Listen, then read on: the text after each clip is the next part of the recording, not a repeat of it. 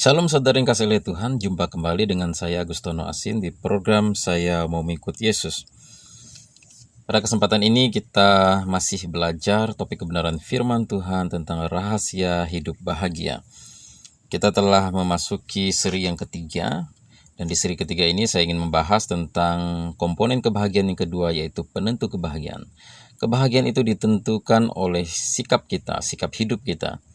Dan tema yang ingin saya bahas di kesempatan ini adalah menikahi sukacita. Mungkin ini suatu istilah yang agak asing saudara dengar, tapi saya ingin memperkenalkan kepada kita, apa itu menikahi sukacita. Kalau kita ingin hidup bahagia, menikahlah dengan sukacita.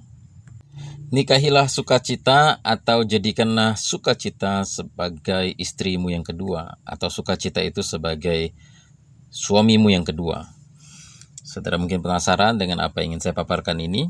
Baik, firman Tuhan yang akan kita bahas di kesempatan ini terambil dari Filipi pasal 4 ayat yang keempat, berbunyi demikian.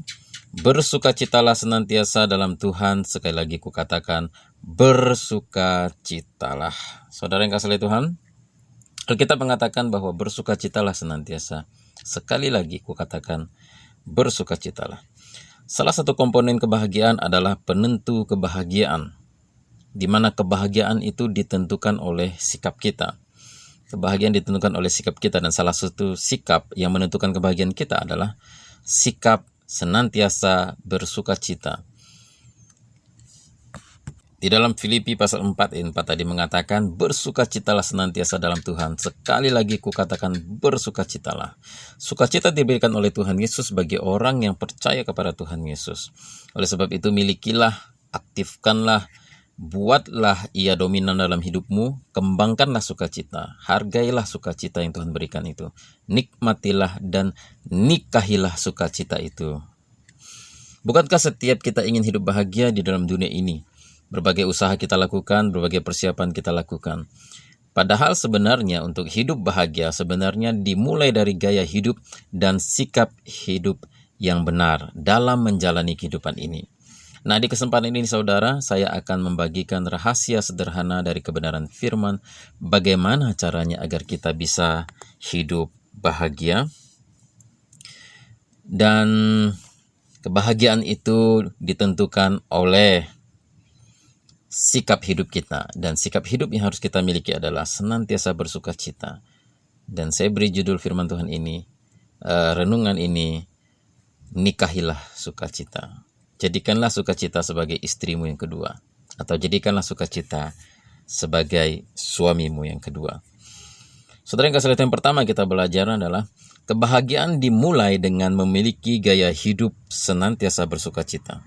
Sekali lagi saya ulangi, kebahagiaan dimulai dengan memiliki gaya hidup senantiasa bersukacita. Dalam Filipi pasal 4 dan 4 tadi, bersukacitalah senantiasa dalam Tuhan, sekali lagi kukatakan, bersukacitalah. Dan juga di dalam 1 Tesalonika pasal 5 ayat 16, bersukacitalah senantiasa, ayat yang sangat pendek, tapi maknanya sama dengan Filipi pasal 4 dan 4 tadi. Nah, saudara yang kasih oleh Tuhan, bahkan dalam semua suratnya, baik di kitab Roma, kitab Korintus, Galatia, Efesus, Filipi, Kolose, Tesalonika, Rasul Paulus terus menyatakan sukacitanya dan mendorong jemaat untuk senantiasa bersukacita. Inilah rahasia hidup bahagia. Kalau saudara ingin hidup bahagia, saudara harus belajar untuk senantiasa bersukacita. Praktekkan ini, maka hidup Anda niscaya jauh akan lebih bahagia. Agar Anda bisa senantiasa bersukacita, putuskanlah untuk menikah dengan si sukacita. Saya ingin bagikan sedikit pengalaman dari pengalaman pribadi saya dalam pernikahan saya. Istri saya sudah menikah dengan saya sejak tahun 2006. Jadi sudah belasan tahun kami menikah. Di awal pernikahan saya tidak punya uang untuk menikahi istri saya. Dan pada waktu itu saya begitu nekat, saya sampai minjam uang di koperasi 15 juta, di CU 15 juta. Dan harus membayar 500.000 per bulan untuk bisa mempunyai biaya menikahi istri saya. Dan gaji saya pada waktu itu ketika saya menikah, 400.000 sebagai asisten gembala. Bagaimana bisa menghidupi istri dari 400.000 itu, sedangkan bayar hutang 500.000 sebulan. Tapi karena cinta nekat, saudara. Ya. Dan setelah menikah, kami tinggal 5 kilometer dari kota, ya. Jadi di situ waktu itu tidak ada listrik, cuma ada 2 rumah di tempat itu, jadi rumah kami dan rumah tetangga satu, tidak ada listrik, sepi. Tinggal di itu bukan rumah, itu sebenarnya bekas gudang, ya. Kemudian karena di situ dikelilingi oleh sawah, pernah 3 kali ada ular yang hitam, itu ular tedung, pernah masuk ke dalam kamar kami 3 kali. Suatu ketika ada orang yang tidak waras, orang gila, lewat di depan rumah kami. Waktu itu masih sepi, istri saya sendirian menjaga warung, dan didatangi oleh orang gila yang bawa parang, saudara. Nah, tapi dalam keadaan seperti itu, dia masih tetap setia menemani saya. Karena dia sudah jadi istri saya. Kami sudah terikat janji dalam pernikahan. Dan lalu, kemudian tempat itu akhirnya kami jual. Dan akhirnya kami tinggal dengan orang tua kami selama 7 tahun. Saya dan istri saya menumpang di rumah orang tua. Istri saya pun tetap setia menemani saya. Sampai akhirnya sekarang sudah punya rumah sendiri dan penghasilan yang lebih baik lah daripada sebelumnya. Dia masih tetap setia menemani saya. Ia berkata, kemanapun kamu pergi dan seperti apapun keadaannya, saya akan ikut. Ketika Anda menikah dengan seseorang, maka Anda mau tidak mau harus hidup bersama dengan orang itu apapun keadaannya. Karena Anda terikat dengan sebuah janji dan sumpah. Ya, demikian juga ketika Anda memutuskan untuk kawin dengan sukacita, maka Anda sudah memiliki komitmen bahwa Anda tidak akan melepaskan si sukacita yang sudah menjadi pasangan hidup sehidup dan sematimu apapun yang terjadi. Sukacita akan menjadi sesuatu yang melekat pada Anda. Dan sukacita akan menjadi sesuatu yang memancar dari kehidupan Anda, dan sukacita itu akan menjadi ciri khas Anda. Masalah boleh datang silih berganti, keadaan berubah-ubah, suasana hati pun berubah, dimanapun kita, apapun yang terjadi, kesedihan, tragedi, kekecewaan, kegagalan, kebangkrutan, diputus pacar, hilang pekerjaan, ada penderitaan yang boleh datang silih berganti, tapi keputusan dan komitmen sudah tetap bahwa saya tidak akan meninggalkan sukacita, dia akan selalu hidup bersama saya sebab dia sudah seperti istri saya. Nah, inilah maksudnya kita menikahi sukacita. Saya sangat tertarik dengan konsep pernikahan, di mana ketika sepasang kekasih menikah dan mereka menjadi satu, mereka berkomitmen hidup bersama walaupun senang, walaupun susah. Dan demikian juga ketika seseorang itu menjadikan sukacita seperti istrinya sendiri atau seperti suaminya sendiri, dia telah menikah dengan sukacita, maka apapun yang terjadi dalam kehidupannya, terlepas ada suka, ada duka, ada kekecewaan, ada masalah apapun, ada penderitaan, dia tetap akan memilih untuk bersukacita. Jadi apapun keadaannya, saya memutuskan untuk tetap bersukacita. Nah, saudara, apa maksudnya menikahi sukacita? Definisi menikah, kita ambil definisi menikah dulu, kita pahami dulu. Menikah itu adalah memutuskan untuk hidup bersama dengan seseorang di dalam ikatan janji, cinta, pengabdian, dan kesetiaan. Apa maksudnya menikahi sukacita? Atau menikah dengan si sukacita? Maksudnya adalah bukan menikah dengan manusia yang namanya sukacita, bukan ya. Artinya adalah kita menikah dengan sikap yang ada di dalam diri kita sendiri. Karena sukacita adalah sebuah sikap, bukan orang sukacita itu. Sukacita itu adalah sebuah sikap.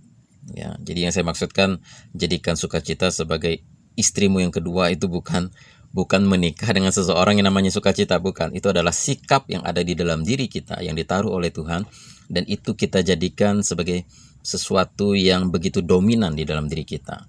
Sikap sukacita itu seolah-olah kita jadikan istri kita yang kedua atau suami kita yang kedua. Artinya kita memberi porsi yang lebih besar kepada sikap sukacita untuk menguasai hidup kita lebih daripada sikap yang berlawanan dengan sukacita seperti kekecewaan, muka muram, melo-melo, sedih sepanjang waktu, marah-marah, pedih hati, ya, dan lain sebagainya. Contoh misalnya, di kantor habis diomeli bos, pulang ke rumah diomeli lagi sama istri, tetap sukacita, ya. Sebagai bos, kita sakit hati melihat anak buah kita kerjanya tidak beres ya. Setelah kita ngomel-ngomelin panjang lebar anak buah itu, dikasih pengarahan, ya, jengkel liatnya, kerja nggak beres-beres, malas-malasan. Ya setelah itu, setelah selesai ngomel-ngomel, sebentar lagi, ya sukacita lagi, saudara. Sewaktu jalan kaki kesiram cipratan air dari genangan air yang ditabrak mobil, ya membasahi kita, sehingga kita harus ganti pakaian lagi. Nggak apa-apa, sukacita lagi ya. Memberitakan Injil ditolak mentah-mentah, tetap sukacita. Naik angkot, dompetnya kecopetan, tetap sukacita. HP baru jatuh ke bak WC, tetap sukacita. Jadi apapun keadaannya, saya memutuskan untuk tetap bersukacita. Itulah artinya menikah dengan sukacita. Nah, saudara-saudara, untuk kasus-kasus ringan seperti ini mungkin mudah. Tapi bersukacita, tapi bagaimana bisa bersukacita jika kasusnya lebih berat? Seperti misalnya istri kedapatan selingkuh, anak kita mengalami kecelakaan, orang tua kita sakit parah, ya, ada keluarga yang meninggal misalnya. Pasti dalam hal-hal seperti ini kita tidak bisa bersukacita. Tapi biarkanlah hatimu bersedih untuk sementara waktu, namun setelah itu bangkit dan bersukacitalah karena Anda sudah menikah dengan sukacita. Menikah dengan si sukacita. Jadi sukacita tidak akan terpisah dari hidup saya. Itulah artinya menikahi si sukacita. Bukankah Alkitab berkata segala perkara dapat kutanggung di dalam Dia yang beri kekuatan kepadaku. Oleh sebab itu, saudara yang kasih Tuhan, menikahlah dengan si sukacita. Ganti warna hidupmu dengan warna ceria, yaitu warna sukacita. Gantilah warna yang gelap dan suram yang mewarnai hatimu dengan warna keceriaan dari sukacita, maka hidupmu akan bahagia senantiasa. Kalau hati kita seperti kertas warna, maka sukacita itu seperti warna-warna cerah dan ceria yang akan mewarnai hati kita. Seperti warna merah muda, kuning muda, stabilo, hijau muda, biru muda, gitu-gitu ya. Warnai hatimu dengan warna-warna ceria, yaitu sukacita. Oleh sebab itu ketika saya membangun rumah, saya pilih warna-warna ceria di dalam rumah saya. Ada warna ungu muda, warna putih, warna abu-abu pun yang muda, ya, warna biru muda, warna merah muda, ya, serba muda-muda. Dan itu saya percaya mempengaruhi suasana hati kita. Nah, Tuhan telah menciptakan suatu perasaan senang yang membias pada kebahagiaan, dan perasaan itu dinamakan sukacita. Percayalah bahwa perasaan itu adalah perasaan yang ajaib yang menimbulkan kebahagiaan dari dalam diri kita. Apa yang Anda dengar mungkin adalah suatu istilah yang masih asing di telinga Anda. Anda tidak akan menemukan istilah ini dari pakar motivator kebahagiaan manapun di seluruh dunia. Ini baru saya yang memperkenalkan istilah menikahi si sukacita. Ya. Mungkin ini klaim yang agak lebay dan mengerikan, saudara. Namun sukacita selalu tidak dianggap, memang sukacita itu selalu ditinggalkan, selalu tidak dipakai, selalu diremehkan, dikekang, ia tidak dinikmati, dan ditiadakan kehadirannya. Ia jarang diaktifkan. Hanya anak-anak yang lebih banyak mengaktifkan sukacita. Jadi waktu kita masih kecil, kita tidak kesulitan untuk bersukacita. Tapi ketika kita dewasa, orang dewasa itu jauh lebih sulit untuk bersukacita. Mereka cenderung murung, mereka cenderung memendam kekecewaan, muka muram, kesedihan, dan kepahitan dalam hidup mereka. Orang-orang lebih menghargai dan lebih memilih menghadirkan kekecewaan, kepahitan, kebencian, iri hati, dendam daripada menghadirkan sukacita dan memancarkan sukacita dari dalam hati mereka. Saudara kasih Tuhan, orang yang kawin dengan si sukacita akan tetap bisa bahagia. Terlepas di luar sana terjadi kegaduhan, kekacauan, keadaan tidak menentu, pasangan hidup mengecewakan, orang di sekeliling menyakiti hatinya, yang dicita-citakannya tidak tercapai, hidupnya terlalu sederhana, dia tidak kaya, dia pasti bisa tetap sukacita kalau dia sudah nikah dengan sukacita.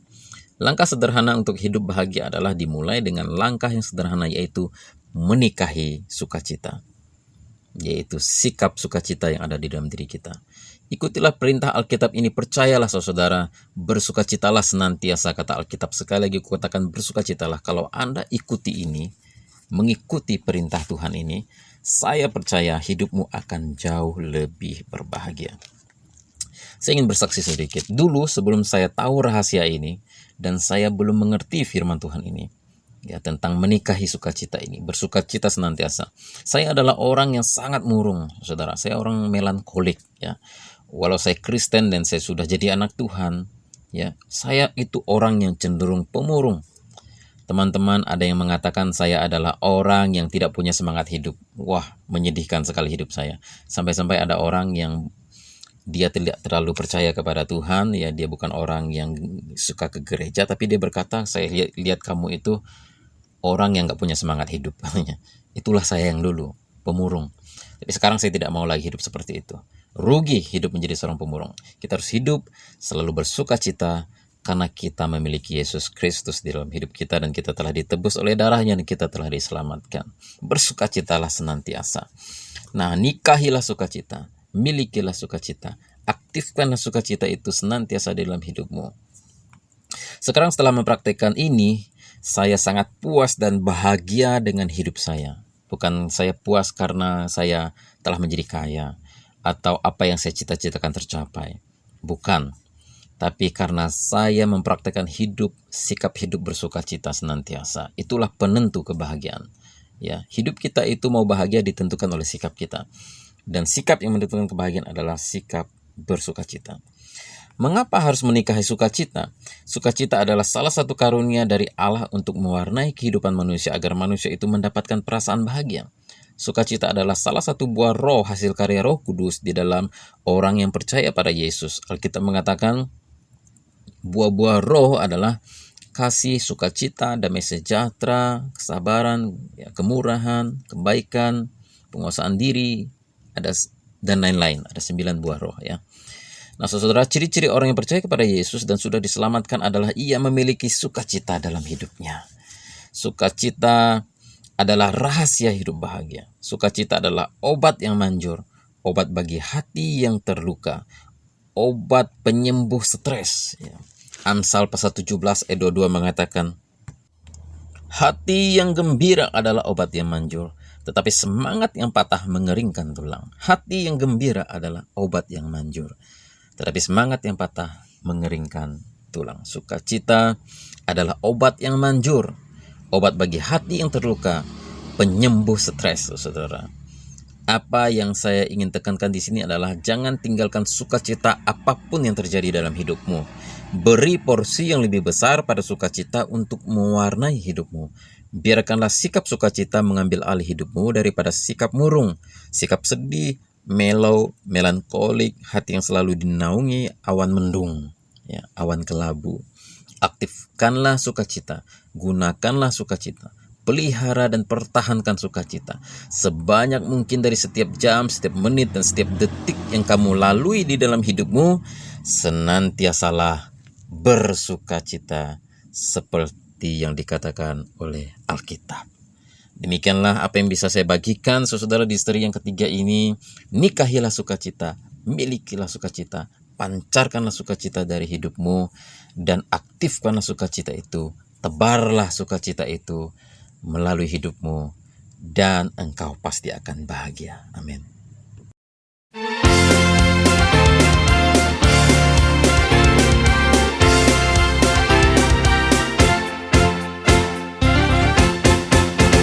Happy ya ya ya, happy ye ye ye. Saya senang jadi anak Tuhan.